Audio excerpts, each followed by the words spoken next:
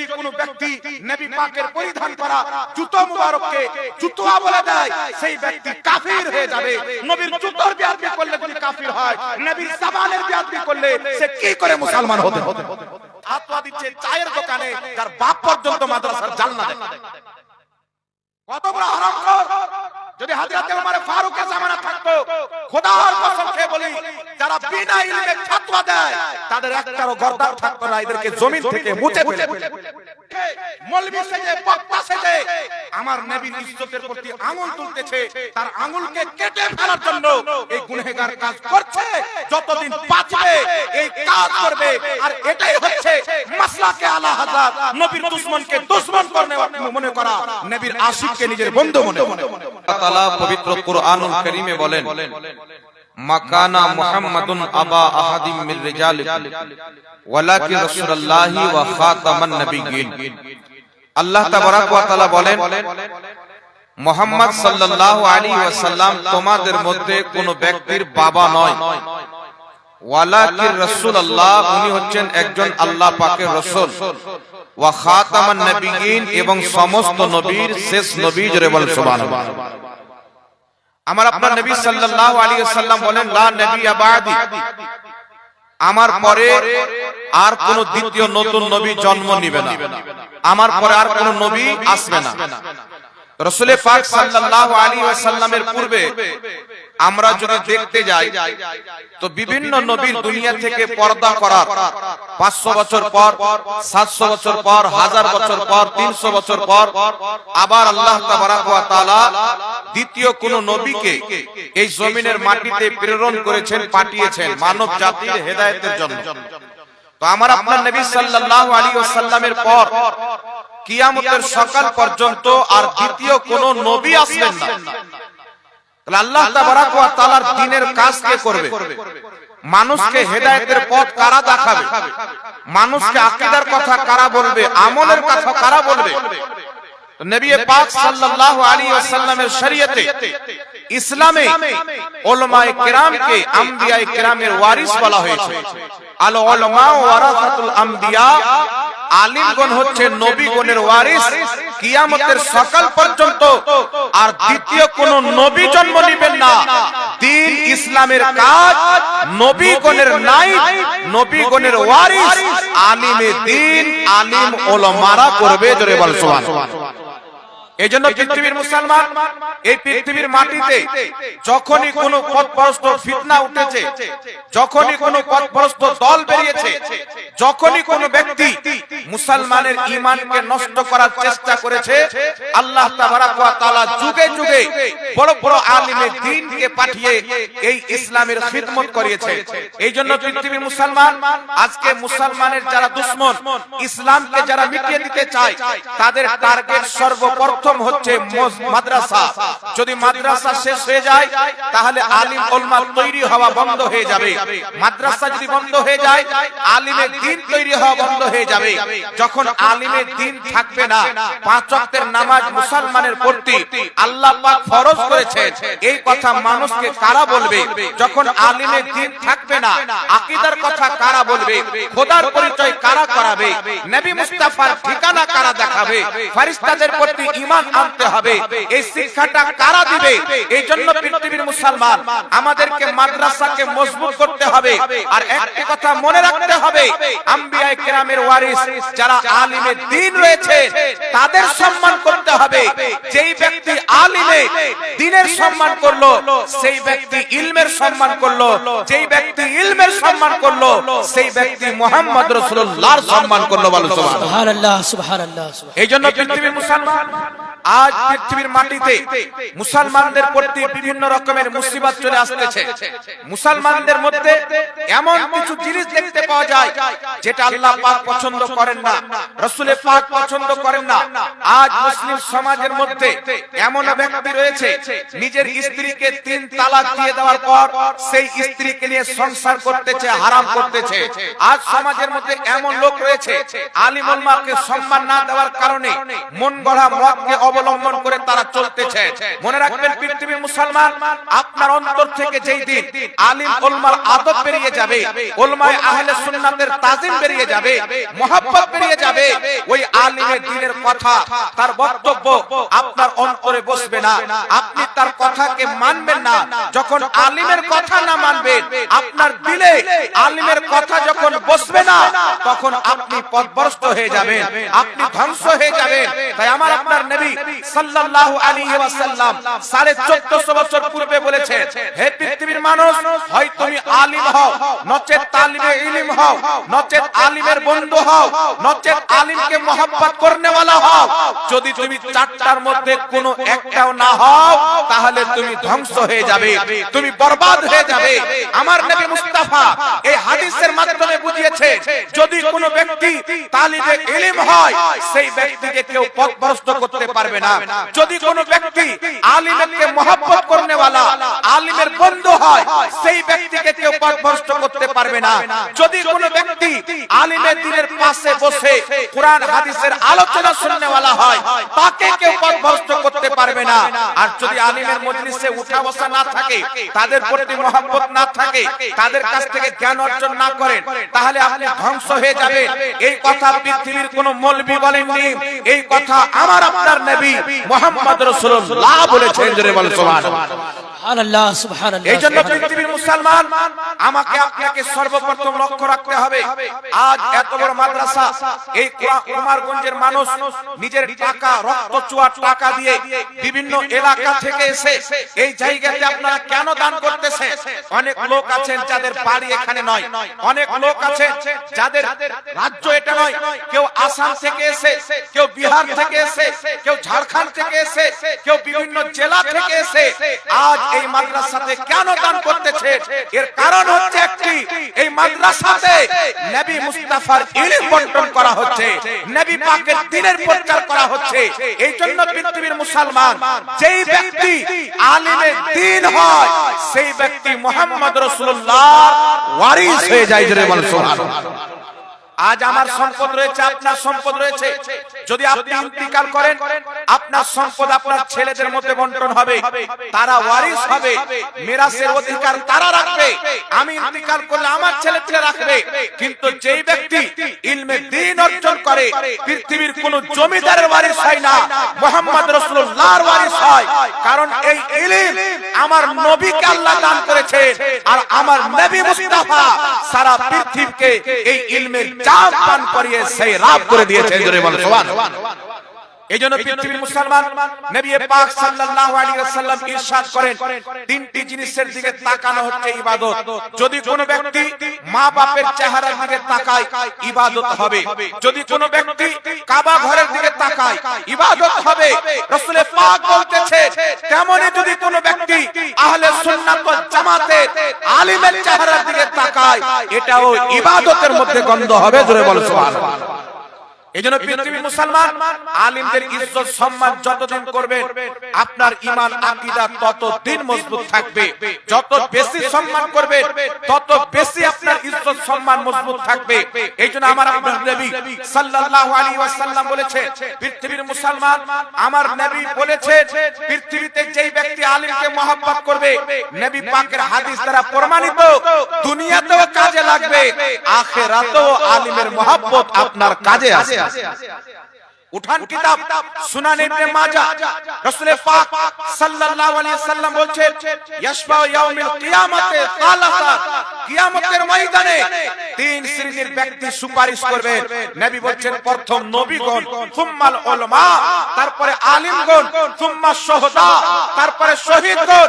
এই আলিমের দ্বীন কিয়ামতের মাঠে মানুষদের সুপারিশ করে খোদার জান্নাতে নিয়ে যাবে। এটা আমার আপনার নবীর ঘোষণা। জোরে বলেন সুবহানাল্লাহ। এইজন্য পৃথিবীর মুসলমান, ইমাম জালালউদ্দিন সুয়ুতী রাহমাতুল্লাহ আলাইহি এই হাদিসটিকে বলেছেন, হাদিসটির সনদ হচ্ছে হাসান। মনে রাখবেন, যারা ইসলামের জন্য জীবন দেয়, যারা শহীদ হয়েছে, হাত কাটিয়ে, পাও কাটিয়ে, গর্দান কাটিয়ে, নিজের জানকে লুটিয়ে যারা শাহাদাতের জাম পান করেছে, তাদের চাইতে বেশি সম্মান আল্লাহ পাক আলিমের দ্বীনকে দান করেছেন। পৃথিবীর মুসলমান, একজন আলিমের মর্যাদা শরীয়তে কিভাবে বয়ান করা হয়েছে? আল ইলমু নূরুন, ইলম হচ্ছে নূর। যেখানে আলিম থাকে, সেখানে খোদা এবং তার রাসূলের চর্চাও থাকে। জোরে বল সুবহানাল্লাহ।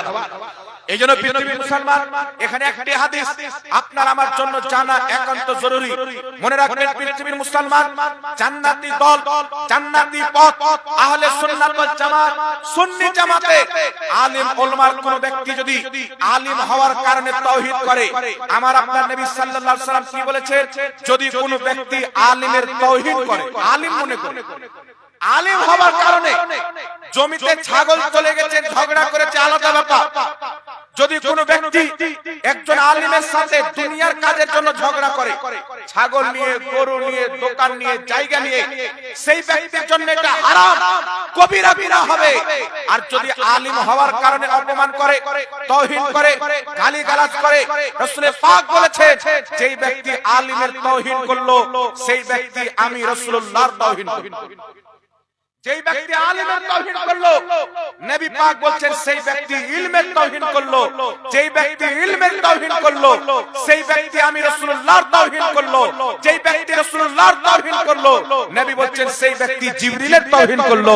যেই ব্যক্তি জিবরিল আলাইহিস সালামের তাওহীদ করলো সেই ব্যক্তি খোদার তাওহীদ করলো।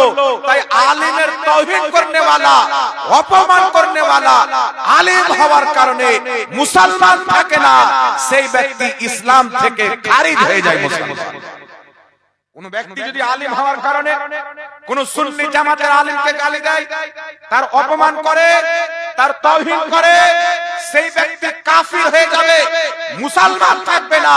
এটা নবী মুস্তাফা সাল্লাল্লাহু আলাইহি ওয়াসাল্লাম 1450 বছর পূর্বে নিজের উম্মতকে জানিয়ে দিয়েছেন। জোরে বলো সুবহানাল্লাহ।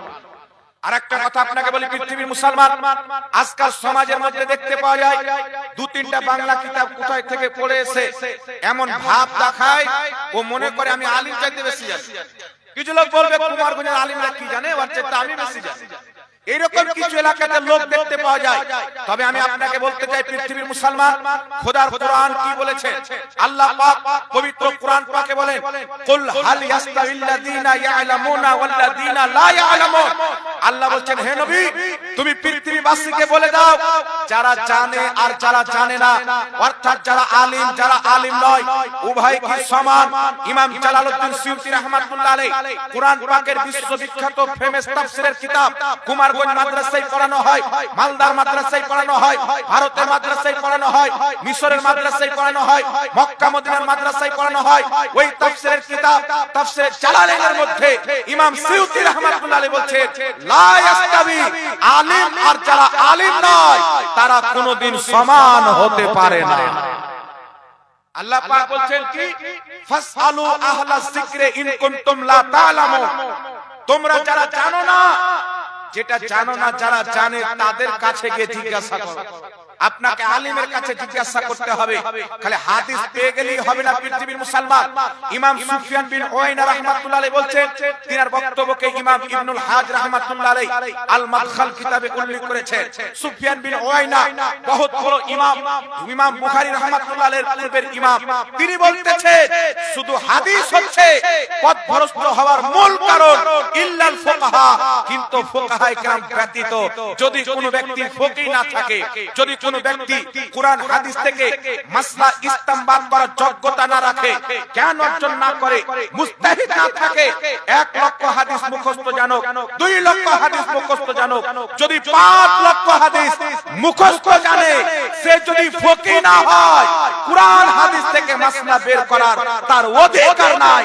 কুরআন হাদিস থেকে মাসলা তারাই বের করবে যাদেরকে আল্লাহ পাক ফকিহ বানাবেন। জোরে বলেন সুবহানাল্লাহ। সুবহানাল্লাহ সুবহানাল্লাহ। ফকিহ কাকে বলে? ফকিহ কাকে বলে? যাদেরকে আল্লাহ পাক দ্বীনের বুঝ দান করেন। আমি কাউকে একটা হাদিস শিখিয়ে দিলাম, আমার ব্যাপার আলাদা, কিন্তু আল্লাহ যদি কাউকে দ্বীনের সমাজ দান করে, বুঝ দান করে, সেই ব্যক্তির জ্ঞান কত হবে? পৃথিবীর মুসলমান ইলমের সম্মান করেন, জ্ঞানের সম্মান করেন, ইলমের দ্বীনের সম্মান করেন। খোদার ইজ্জতের কসম খেয়ে বলি পৃথিবীর মুসলমান, কাল কিয়ামতের মাঠে যদি আলিমকে মহব্বত করে, সেই আলিম আপনার সুপারিশ করে খোদার জান্নাতে নিয়ে যাবে। এটা মুহাম্মদ রাসূলুল্লাহর বিশুদ্ধ হাদিস দ্বারা প্রমাণিত। জোরে বলেন সুবহানাল্লাহ। এখানে একটি কথা আপনাকে বলে দিই, পৃথিবীর মুসলমান, যখন আমরা বলি আলিম আল্লাহ সুপারিশ করবেন, আল্লাহ ওলিরা নেক বান্দারা মুহাদ্দিস ফকিহ ইনারাও সুপারিশ করবেন, কিছু লোককে মরিদ লেগে যায়, কিছু লোক বলতে চায় নবী পাক সাল্লাল্লাহু আলাইহি সাল্লাম উনি তো নিজেই কিয়ামতে ফেলফেল করে তাকিয়ে থাকবে, তো আমার নেকির পাল্লা ভারী হবে না গুনার পাল্লা ভারী, তো আমাদের কি সুপারিশ করবে? আমার নবীর গুনাহ আছে? কথা বলেন। আমার নবীর পাপ আছে? কেউ যদি নবীকে পাপী মানে, কওরির আকীদা যদি হয় নবী পাকের গুনাহ আছে, ছোটই হোক আর বড় হোক, সেই ব্যক্তি মুসলমান থাকবে? তার ঈমান থাকবে? তার জবাই করা পশুর মাংস খাওয়া চলবে না? সেই ব্যক্তি যদি বক্তব্য দেয় যার অন্তরে নবী মুস্তাফার আদব নাই, তার মুখ থেকে কোরআন পাক শোনা হারাম রয়েছে। মুসলমান কোরআন পাক তার কাছ থেকে শুনতে হবে যেই ব্যক্তির অন্তরে রাসূলের পাকের মহব্বত থাকবে, তাজিম থাকবে, আদব থাকবে। এইজন্য পৃথিবীর মুসলমান আপনাকে বলতে চাই, আলিমের ইলমের সম্মান করেন, জ্ঞানের সম্মান করেন। হযরত আব্দুল্লাহ ইবনে মাসউদ রাদিয়াল্লাহু তাআলা আনহু সাহাবীদের মধ্যে সবচাইতে বেশি জ্ঞানী, সবচাইতে বড় ফকিহ, ইবনে উমর চাইতে বড় ফকিহ, ইবনে আব্বাস চাইতে বড় ফকিহ। হযরত আব্দুল্লাহ ইবনে মাসউদ রাদিয়াল্লাহু তাআলা আনহু যখন খবর পেতে অমুক ব্যক্তি এমন হাদিস বর্ণনা করে যে হাদিস আমি আব্দুল্লাহ ইবনে মাসউদ জানি না, তিনি একটি বিছানা নিয়ে সেই ব্যক্তির বাড়ির দিকে রওনা হয়ে যেতেন গায়ে চাদর দিয়ে। সেই ব্যক্তির বাড়ির সামনে গিয়ে কিছুক্ষণ অপেক্ষা করতেন, যখন তিনি বেরিয়ে আসতেন না, হযরত আব্দুল্লাহ রাদিয়াল্লাহু তাআলা আনহু তিনার বাড়ির সামনে চাদরকে বিছিয়ে উনার বাড়ির সামনে জমিতে শুয়ে যেতেন। অতক্ষণ পর্যন্ত শুয়ে থাকতেন যতক্ষণ পর্যন্ত ওই লোক বাড়ি থেকে না বেরিয়ে আসতেন। হঠাৎ করে লোকটি যখন বাড়ি খুলছেন, দরজা খুলছেন, দেখছেন ইবনে আব্দুল্লাহ রাদিয়াল্লাহু তাআলা আনহু, আব্দুল্লাহ রাদিয়াল্লাহু তাআলা আনহু সাহাবী রাসূল শুয়ে আছে, আর উনার শরীরে ধুলাবালি পড়ে আছে। বাড়ির বাইরে শুয়ে আছেন ফাঁকা মাঠে, ধুলাবালি উড়ে এসে শরীরে লেগেছে। তো জিজ্ঞাসা করছেন, হুজুর আপনি এসেছেন, আমাকে তো আওয়াজ দিতে পারতেন।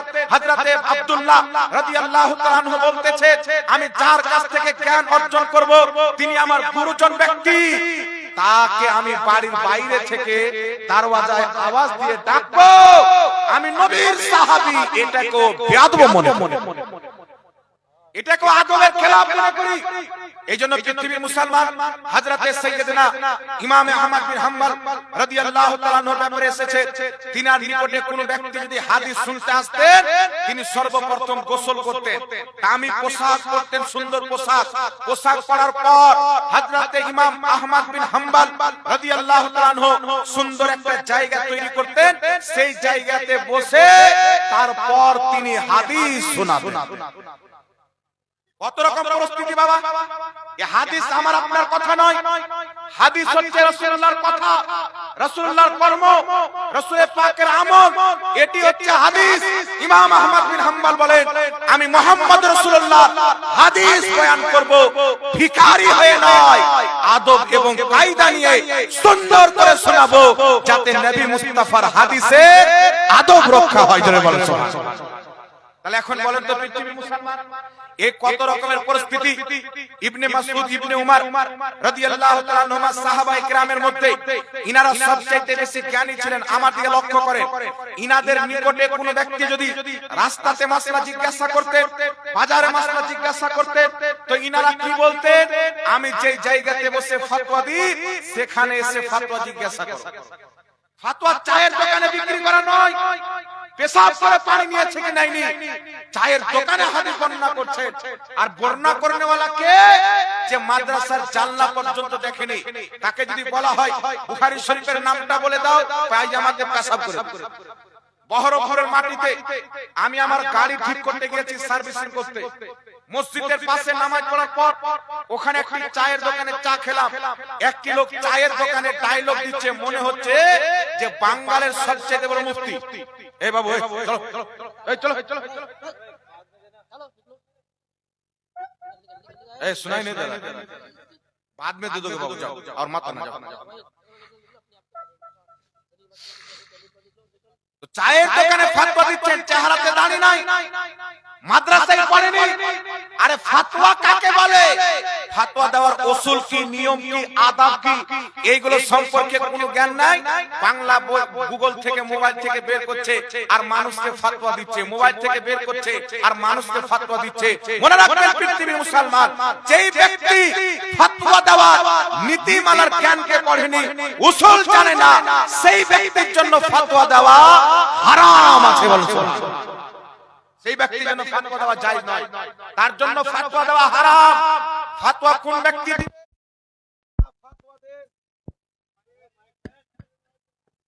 যারা আপনার ফাতোয়া দেন, যাদের ফাতোয়া দেওয়ার অভিজ্ঞতা রয়েছে, তাদের স্পর্শ থেকে, সোহবাতে থেকে, পড়াশোনা করে, গবেষণা করে যেই ব্যক্তি তাজরবা অর্জন করেছে, ফাতোয়া দেওয়ার যোগ্যতা অর্জন করেছে, সেই ব্যক্তি ফাতোয়া দিবে। তো নবী পাকের সাহাবীকে কেউ ফাতোয়া জিজ্ঞাসা করতেন, রাস্তাঘাটে ফাতোয়া দিতেন না। এখন চায়ের দোকানে ফাতোয়া, ধর্মের গুরু কি জীবনে কোনো মাদ্রাসায় যায়নি, তাকে যদি জিজ্ঞাসা করা হয়, কোরআন পাক আমরা খুললাম, সূরা ফাতিহার পূর্বে এই যে বিসমিল্লাহির রহমানির রহিম পড়ি, তো এখানে বিসমিল্লাহ কেন হলো, বাসমাল্লাহ কেন হলো না, আর কোনো খবর নাই, আর কোনো খবর নাই। আমি তাকে জিজ্ঞাসা করলাম, তুমি যে বুখারী থেকে হাদিস বলছো, তো বুখারীতে কয়টা হাদিস মানসুখ রয়েছে, কয়টা হাদিস নাসিখ রয়েছে, কোনটা হাদিস গ্রহণযোগ্য, কোনটা হাদিস মাতরুকুল আমাল, এটি বলে দাও। তো বলছে হুজুর এগুলো আবার কি, এইগুলো আবার কি? আমি বললাম এই জন্য আমার আপনার নবী 1450 বছর পূর্বে বলেছেন, কিয়ামতের পূর্বে জাহিলদের আবির্ভাব ঘটবে। তারা নিজেকে পণ্ডিত মনে করবে, মানুষ তাদেরকে ধর্মের চেয়ারে বসাবে।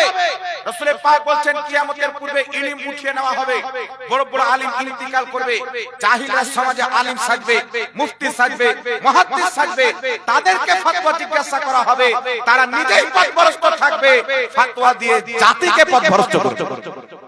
এত বড় কুমারগঞ্জের মাদ্রাসা থাকতে বুখারী শরীফ ইনারা পড়াচ্ছে, মুসলিম শরীফ ইনারা পড়াচ্ছে, তাফসীরে জালালাইন ইনারা পড়াচ্ছে, নুরুল আনওয়ার ইনারা পড়াচ্ছে, আরে সমস্ত কিতাব মাদ্রাসা ইনারা পড়িয়েছে। তাই এই ছেলেগুলোর মাথায় আজকে পাগড়ি পরানো হয়েছে আর ফতোয়া দিচ্ছে চায়ের দোকানে, যার বাপ পর্যন্ত মাদ্রাসার জালনা দেয়। কত বড় হারামখোর! যদি হযরত ওমর ফারুকের জামানা থাকতো, খোদার কসম খেয়ে বলি, যারা বিনা ইলমে ফতোয়া দেয় তাদের একটারও গর্দান থাকতো না, এদেরকে জমিন থেকে মুছে ফেলে। এইজন্য খবরদার পৃথিবীর মুসলমান, আমি তাকে বললাম শুনো, যদি তুমি বুখারী শরীফের নাম বলে দিতে পারো, তো আমি এইখানে তোমার হাতে মুড়ি হয়ে যাব। নামটা বলো, বুখারী শরীফের নাম বলো। যখন তাকে বললাম বুখারী শরীফের নামটা বলে দাও, এ বেটা হুক্কা হুক্কা হয়ে গেল। ওই যে বুখারী শরীফ, বুখারীর নাম কি বলছে? সহিহ বুখারী। একবার বলছে বুখারী শরীফ, একবার বলছে ইমাম বুখারীর বুখারী শরীফ। আমি বললাম এই জন্য বলি, যেই কিতাবের তুমি নাম পর্যন্ত জানতে পারলে না আর বুখারী পড়াচ্ছ। এই মাদ্রাসায় বুখারী পড়ার পূর্বে শত শত কিতাবকে পড়ানো হয়, এক একটা বছরে 10টি করে কিতাব পড়ানো হয়, 10 বছর পর গিয়ে বুখারী শরীফে হাত লাগানো হয়। আর এই ডাইরেক্ট কোন মাদ্রাসা মসজিদে না গিয়ে ডাইরেক্ট বুখারী নিয়ে এ বেটা নিজে ইমাম বুখারী হয়ে যায়। আমি যখন যাকে বললাম বুখারী শরীফের নাম বলো, সে বলতে পারে না, ওই যে সহিহ বুখারী, বুখারী শরীফ। তখন লোকজন বলছে হুজুর একটু আপনি বলে দেন। তা আমি তাদেরকে বুখারী শরীফের নামটা বলে দিলাম।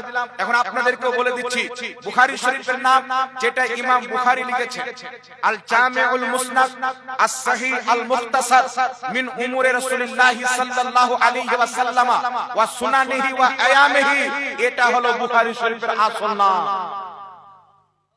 এটা বুখারী শরীফের আসল নাম। মুসলিম শরীফের আলাদা নাম রয়েছে, তিরমিজি শরীফের আলাদা নাম রয়েছে। তো যারা বুখারী শরীফের নাম সম্পর্কে অজ্ঞ, তারা যদি বুখারী শরীফের হাদিস পড়ে, তাজ্জব হওয়ার কিছু নাই, আফসোস করতে হবে যে আমরা কিয়ামতের অতি নিকটে রয়েছে। এরকম জাহিল সমাজের মধ্যে বেরিয়ে গেছে। আজকে ডক্টর ফক্টর মানুষকে দিন শিক্ষা দিচ্ছেন, কম্পিউটার চালাতে চালাতে, মদ পান করতে করতে, বাংলা কিতাব পড়ে 2-4টা ভিডিও বানিয়ে ছেড়ে দিল, জাহিল কম তাকে ধর্মের ইমামুল হাদিস বানিয়ে দিল। মূর্খ ব্যক্তি পেশাব করে পানি নিতে জানে না, ফরজ গোসল কাকে বলে তার তরিকা জানে না। এই রকম ব্যক্তি আজকে সোশ্যাল মিডিয়ার মাধ্যমে বক্তা সেজে এসে যারা মাদ্রাসায় বুখারী পড়ায় তাদেরকে মুনাজারার চ্যালেঞ্জ করে। তো ওর সাথে মুনাজারা করা আর কুকুরের সাথে গিয়ে ভাত খাওয়া একই ব্যাপার। একজন আলিম ও জাহেলের সাথে কেন মুনাজারা করবে? এইজন্য আপনাকে বলতে চাই, পৃথিবীর মুসলমান মাদ্রাসাতে পড়ে যারা জ্ঞান অর্জন করে, কোন হাদিস গ্রহণযোগ্য, কোন হাদিস মাতরুকুল আমাল, কোন হাদিস নাসিখ, কোনটা মানসুখ, একমাত্র যারা মাদ্রাসায় জ্ঞান অর্জন করে, আসমাউর রেজাল্ট পড়ে, তারা ব্যতীত বাড়িতে বসে বসে যারা হাদিস শোনায় এদের ফতোয়া মুসলমানদের জন্য শোনাওয়া হারাম, তাদেরকে ফতোয়া দেওয়াও হারাম। আপনার প্রবলেম হয়েছে, কিছু জানার ইচ্ছা হয়েছে, মাদ্রাসায় আসেন। এই কুমারগড়ের মানুষ আজকে বুখারী শরীফ পড়িয়ে এই উলামায়ে কেরাম এতগুলো আলিমের দ্বীপ তৈরি করেছে, আর আপনার একটা মশলা সমাধান করতে পারবেন না? কথা বলেন। যদি কুমারগঞ্জের কোন মানুষ, আশপাশের কোন মানুষ এই মাদ্রাসার আলিমদেরকে বাদ দিয়ে চায়ের দোকানে গিয়ে মাসলা জিজ্ঞাসা করে, তাহলে তার চাইতে দুঃখজনক কথা আর কি হতে পারে? তার চাইতে মূর্খ আর কি হতে পারে? এই জন্য পৃথিবীর মুসলমান যারা মাদ্রাসায় সব সময় জ্ঞান চর্চা করে, নবী পাকের হাদিসকে নিয়ে গবেষণা করে, তাদের কাছ থেকে যদি জ্ঞান অর্জন করে, এই জন্য আমার নবী মুস্তাফা বলেছে, হয়তো তুমি আলিম হও, নচেত তালিবে ইলম হও, নচেত আলিমের মজলিসে বসনেওয়ালা হও, নচেত আলিমকে মোহাব্বত করনেওয়ালা হও। যদি চারটি জিনিসের মধ্যে তুমি কিছুই না হও, রাসূল পাক বলছেন তুমি হালাক হয়ে যাবে, ধ্বংস হয়ে যাবে, বরবাদ হয়ে যাবে। আলিমের সোহবত ঈমানের হিফাজত করে, আলিমের সোহবত আমলের হিফাজত করে, আলিমের সোহবত হারাম হালালের পরিচয় করায়, আলিমের সোহবত আপনার ঈমানের হিফাজত করবে। আপনার মত ঈমান নিয়ে যদি হয়ে যায়, কিয়ামতের মাঠে মুহাম্মদ রাসূলুল্লাহর সুপারিশ পেয়ে যাবে। বল সুবহানাল্লাহ। এখন পৃথিবীর মুসলমান এমন এমন লোক মার্কেটে বেরিয়েছে, আমেরিকা ইসরায়েলের ফান্ডিং খানেওয়ালা, সৌদির যাকাত খানেওয়ালা, মানুষকে কিভাবে গোমরাহ বানায়। যেই কিয়ামতের মাঠে নবীগণ নাফসি নাফসি করবেন, সেখানে তোমার পীর কি করে বাঁচাতে পারে, খাজা মঈনুদ্দিন চিশতি কি করে বাঁচাতে পারে, গাউসে আযম কি করে বাঁচাতে পারে? কিয়ামতে কোনো পীর সুপারিশ করবে না, কোনো ওলি সুপারিশ করবে না। এই পৃথিবীর মুসলমান আজকে এই কুমারগঞ্জের মাটিতে এই মুকদ্দাস জালসা থেকে, আজিম মাদ্রাসার সামনে থেকে, উলামায়ে হাক্কানির উপস্থিতিতে আপনাদেরকে বলতে চাই, কিয়ামতের সূর্য পশ্চিম দিকে উদিত হওয়া পর্যন্ত পৃথিবীর মাটিতে এমন কোন মৌলবী হিম্মত হবে না যে কিয়ামতের মাঠে ওলিগণ সুপারিশ করবে, এটাকে ভুল প্রমাণ করবে। এমন কোন আলিম জন্ম হয়নি, কিয়ামতের সকাল পর্যন্ত হবে না। আল্লাহ সুবহানাল্লাহ। নারে তাকবীর, নারে তাকবীর, নারে রিসালাত, নারে রিসালাত, মাসলকে আলা হযরত, মাসলকে আলা হযরত, নারে তাকবীর, নারে রিসালাত। এটা হচ্ছে ইহুদিদের চক্রান্ত, খ্রিস্টানদের চক্রান্ত। আজ কোরআন পড়ে অপব্যাখ্যা করা হয়। আমার আপনার নবী সাল্লাল্লাহু আলাইহি ওয়াসাল্লাম 1450 বছর পূর্বে বলে দিয়েছে, কিয়ামতের পূর্বে এমন অবস্থা আসবে, কোরআন শুধু অক্ষরে থেকে যাবে, অক্ষরে। মানে কোরআন পাকের আয়াতের যেটা জাহিরি অর্থ হবে, প্রকাশ্য অর্থ হবে, লোক সেটাকে মানবে। দালালাতুন নাস কাকে বলে, ইবারাতুন নাস কাকে বলে, ইশারাতুন নাস কাকে বলে, ইখতিজাউন নাস কাকে বলে, এইগুলো কায়দা কুল্লিয়া কিছুই জানবে না। শুধু আয়াতের অর্থ পেল, আকীদা বানিয়ে নিল, আয়াতের অর্থ পেল, নিয়ে বসে থাকলো। এই জন্য আমার আল্লাহ বলেছেন, এই কোরআন পড়ে অনেক লোক পথভ্রষ্ট হবে, এই কোরআন পড়ে অনেক লোক হেদায়েত পাবে।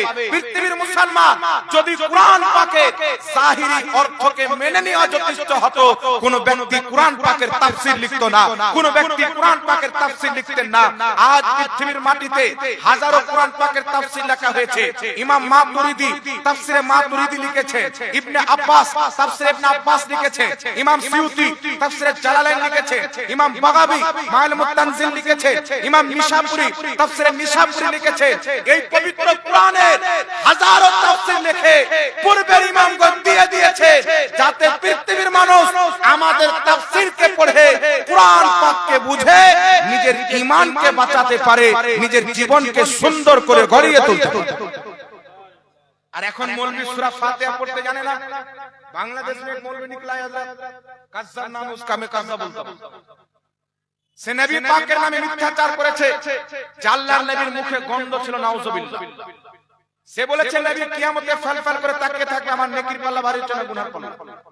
সে বলেছে আয়েশা, নবী বলছেন আয়েশা আমি তুমি যে আমার স্ত্রী, আমি নবী কিয়ামতে এটাই চিনতে পারবো না, বলো আস্তাগফিরুল্লাহ। এই পৃথিবীর মুসলমান এই ধরনের পথভ্রষ্ট বেঈমান কাফির থেকে নিজের ঈমানকে বাঁচিয়ে রাখতে হবে। আমার আপনার নবীর ব্যাপারে মুখের কথা বলছে, আরে নবী পাকের জবানে আমার আল্লাহ কথা বলে, আমার আল্লাহ কথা বলে। সুবহানাল্লাহ সুবহানাল্লাহ। वो ज़बान जिसको सब की कुंजी कहे उसकी नाफिज हुकूमत पे लाखों सलाम। যেটা মুস্তাফার জবান দিয়ে বেরিয়ে যাবে, আরে পাহাড় হিলতে পারে, মুস্তাফার কথা হিলানো সম্ভব হবে না। সাহাবায়ে কেরাম বলছেন, সহিহ বুখারীতে রওয়ায়াত এসেছে, নবী সাহাবী বলছেন আল্লাহর নবী জবান দিয়ে মুখ দিয়ে এমন একটি সুগন্ধি বের হতো, পৃথিবীর কোন মুস্ক আম্বারে সেই সুগন্ধি ছিল না। মায়েশা রাদিয়াল্লাহু তাআলা বর্ণনা করতেছেন, আল্লাহর নবী পেশাব পায়খানা করে আসতেন। আমি আয়েশা চিন্তা করলাম নবীগণের পেশাব কিরকম হয়, পায়খানা কেমন হয়, আমি একটু দেখবো। মায়েশা বলছেন আমি গেলাম, দেখছি তো কিছু নাই।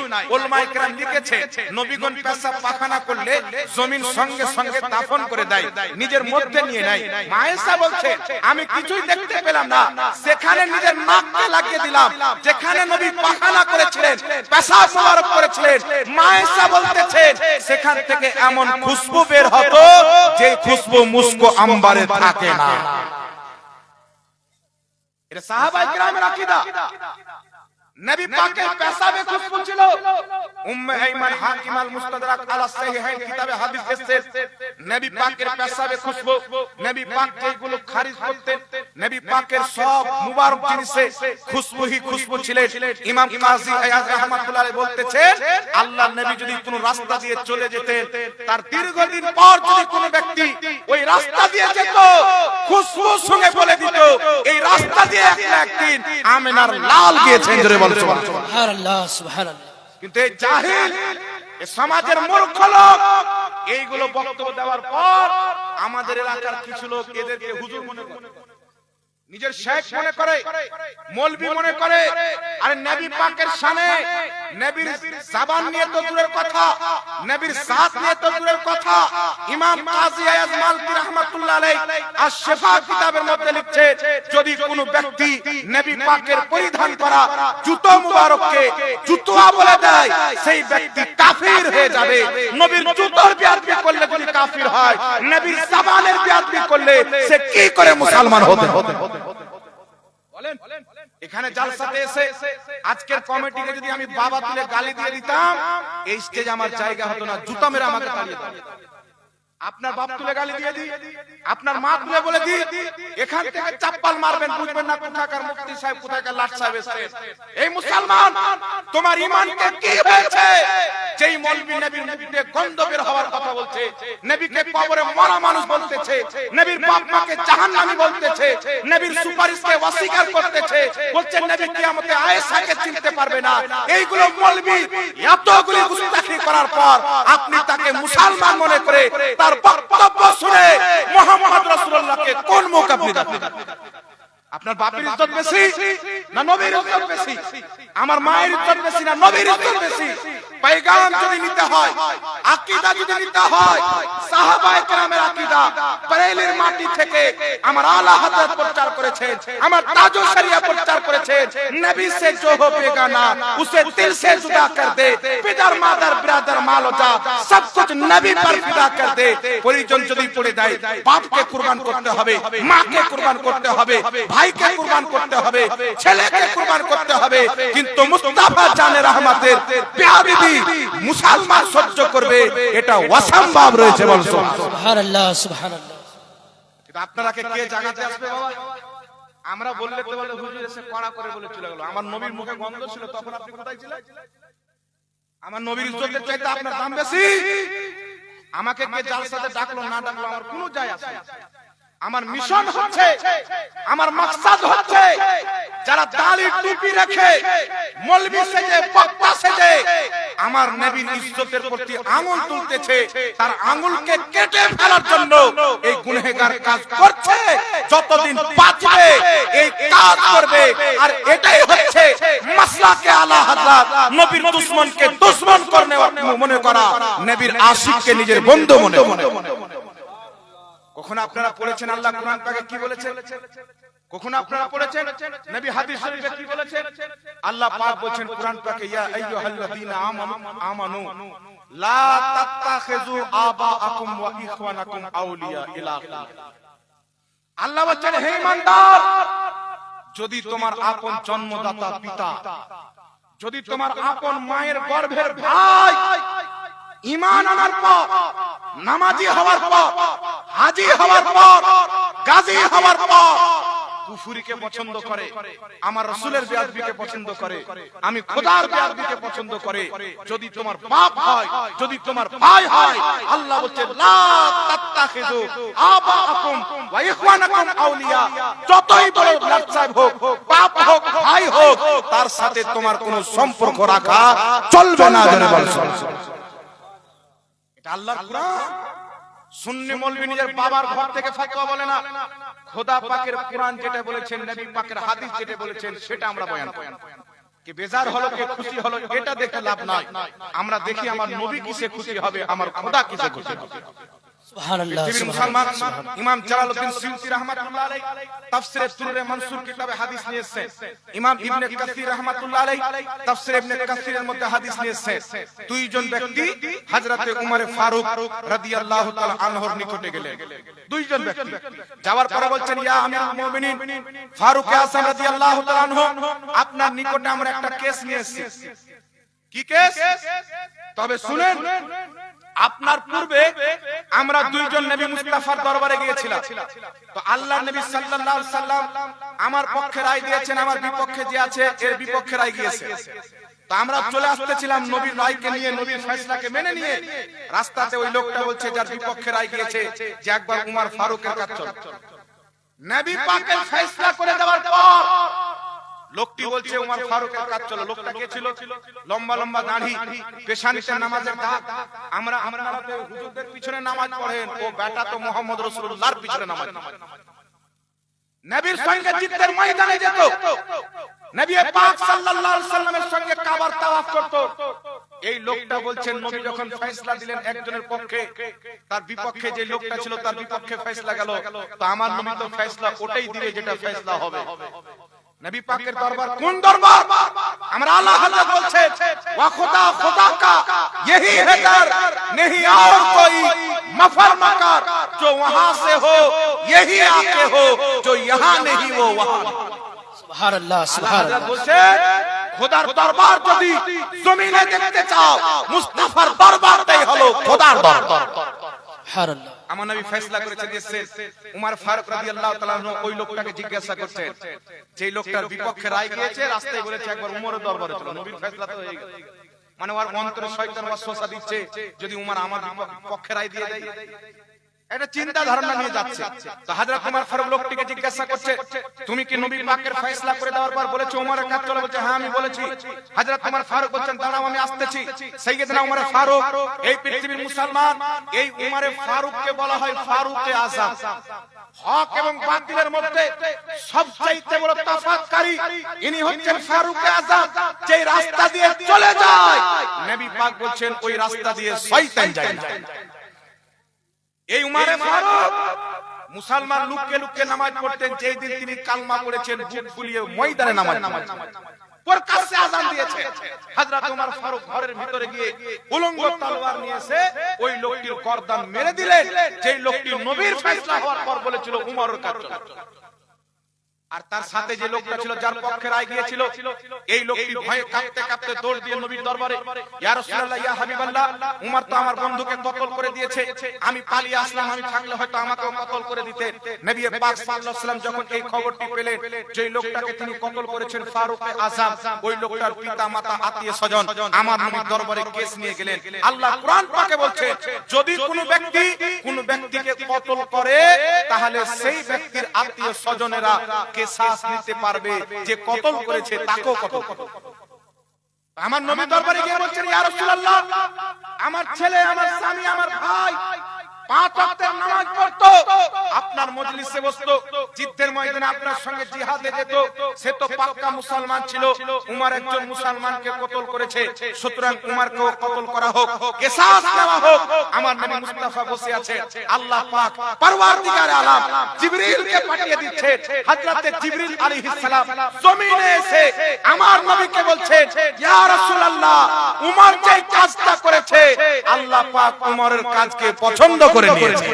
সুবহানাল্লাহ, সুবহানাল্লাহ। নারে তাকবীর, নারে তাকবীর, নারে रिसालत, मसलके आला हजरत, मसलके आला हजरत, जश्न दस्तारे फजीलत, जश्न दस्तारे फजीलत, नारे तकबीर, नारे रिसालत। বলছেন ইয়া রাসূলুল্লাহ, আল্লাহ পাক উমরের ফয়সালাকে পছন্দ করেছে।